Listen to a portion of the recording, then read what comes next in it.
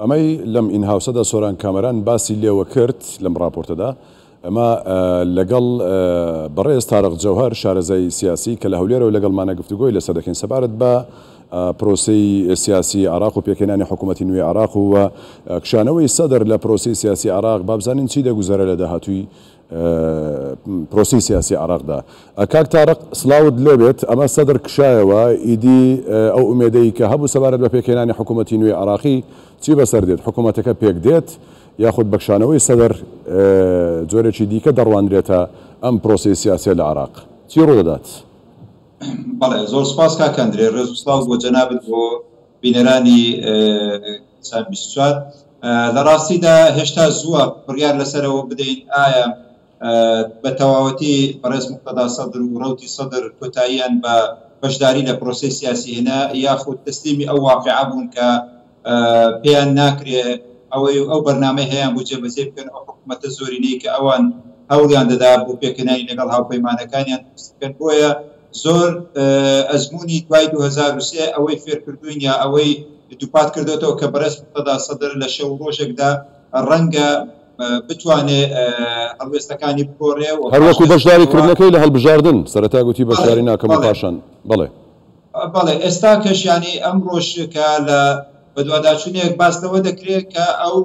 بڕیاری داوە لەگەڵ ئەندام پەرلەمانەکانی خۆی کە شاوەتەوە ئیتر بەشداری لە پرۆسەی سیاسی ناکات تەنانەت ئەوەشی باس کردو ئەگەر هاتو هەڵبژاردننی پێشوەختە بێتە پێشەوە جارێکی تر گەندەڵکاران بەشداری تێدا بکەن ئەو دیسان بەشداری لە پرۆسە سیاسیەکە ناکات واتە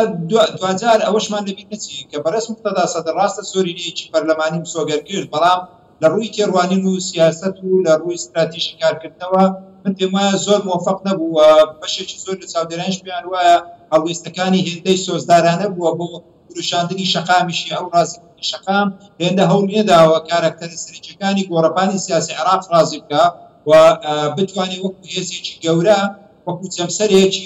ناوەندێک لە هێزە باڵا دەستەکان لە پەرلەمان هەموو هێزەکانی تر بە دەوری خۆی بۆکاتەوە ڕاستە ئەوتوانی ئیسرائیلایەنی سەرەکی هەم لە سونە و شیعە هەم لە کورد کۆ بکاتەوە بە ناوی هاوپەیمانی بەڵام دوجار وەکەوەی کە خۆت باست کردوە زۆربەی چاودێرانی سیاسیش باسی لێوە دەکەن تەنانەت شەقامی عراقیش باسی لێوە دەکات توانای جوڵاندنی شەقامی هەیە و گەورەترینە ڕەوتە ئێستاش کە بەم هەڵوێستەی دەستی لە کار کێشاوەتەوە پێت وایە چ ڕوودەدات وەکەوەی کە هاوکارم سۆران کامەران باسی کرد یان ئەوەیە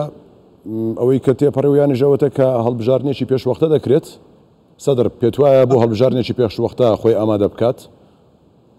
بەتەکید هەڵوێستەکانی بەڕێز موقتەدا سەدر لەم دووسی هەفتەی ڕابردوو بە تایبەتی دوای دوو تێپەڕاندنی دوو پرۆژە یاسا لە پەرلەمان کە یەکێکیان مەسەلەی دیسان مخاتەبەکردنی هەست و سۆسی عێراقیەکان بوو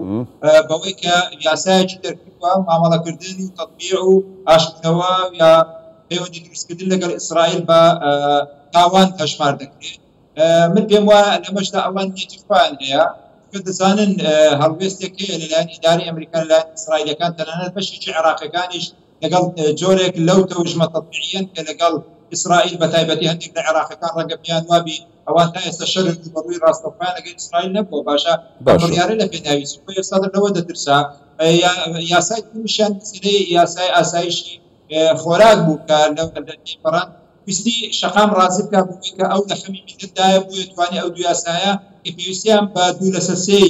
دەنگەکانی پەرلەمان نەبوو تێپەڕان هەرچەندە یاسای دوومیان بەشێکی زۆری هێزە عێراقیەکان هیچیان پێدا هەرچەندە لەبەر شەوتی کوردستانیە و مافەکانی کوردیشی پێشێنکردی بەڵام توانیان تێپەڕێنن باشە کات چارەک پرسێکی دیکە دێتە پێشێ بەڵێ ئەم قسەی خۆت کە پاشان پرسیارە لێ دەکەم فەرموو چی دێتە گۆڕێ پرسیاری کە دێتە گۆڕێ بۆ ئێمەی کورد بۆ لایەنە کوردستانیەکان بۆ ئەو دوای تێپەڕینی 8 مانگ لە ڕاگەیاندنی ئەنجامی هەڵبژاردنەکان و پەرتەوازەیە لە نێو ماڵی کورددا هەبووە ئێستا کاتی ئەوە نەهاتوە پرسیارە ڕوبەڕووی کەواتە پرسیارەکە منیش هەر ئەوەیە یعنی بەکشانەوەی سەدر لەم هاوپەیمانەتیە ینی پارتی و سوننەکان چی دەکەن پێت وایە کە ئەمانش هەر لەم هاوپەیمانەتیە دەمێننەوە کەسانی دیکە دێنێنەوە هاوپەیمانە یاخود وەکو چاودێرێکی سیاسی شارەزایەکی سیاسی چ خوێندنەوەیەک تەیە سەبارەت بەمە لە ڕاستیدا پەیامەکەی بەڕێز موقتەدا سەدر کە ئاراستی هەردوو لایەن هەم پارتی و هەم سونەکانیش کە سوپاسی کردن بە هەڵوێست بوونە لەگەڵ ڕەوتی سەدردا لە قۆناغەکانی پێشوو، بەڵام سەرپشتیشی کردن لێرەوە کۆتایی ئەوەکە هێنا، ینی پاشەکشەم کرد ئیتر ئێوە ئازادن، کەوات هەم پارتی ئازادە هەم سونەکانیش ئازادن کە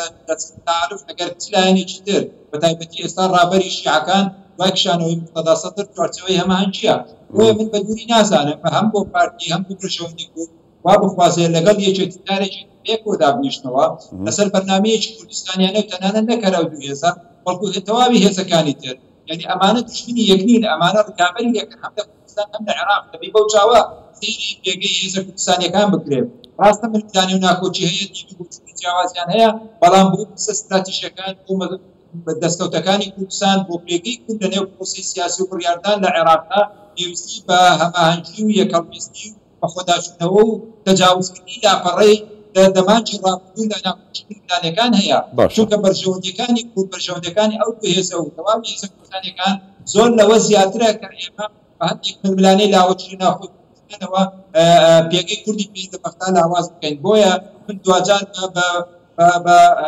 دووری نابینم کە برایەن لە پارتی دموکراتی کوردستان لەگەڵ چوارچەوەی هەماهەنگی و لەگەڵ یەکێتی نیشتیمانی کوردستان و لەگەڵ لایەنەکانی تەبریک بکەون بۆ بەشداریکردن لە سیاسی بیرمان نەچێت ئێستا ئەو تەحالفی کوتایی هاتووە بەڕەسمی و تەنانەت سونەکانیش ئێستا پێشنیان ڕەنگە ئەو هەڵوێستەی بەڕێز سەدر هەم ئیحراجی پارتی ئیحرازبوونێکی گەورە قورتار بکە دەستگرتنی سەدر بە حکومەتی زۆرینە بەڕاستی لە بەرژەوەندی کوردستانە بوو، چونکە هەمومان دەزانین کورد پەرلەمانی عێراقی هەیە، هەر یاسایەکە ئاسایشی خوراکە بینیمان هەم پارتی بەشداریکردن بەشداری کردوایە هەرچەندە شیان پێدا لەبەرەوەی ئێمە مخاتەبەی گەلانی عێراق بەرژەوەندەکانی ئێوە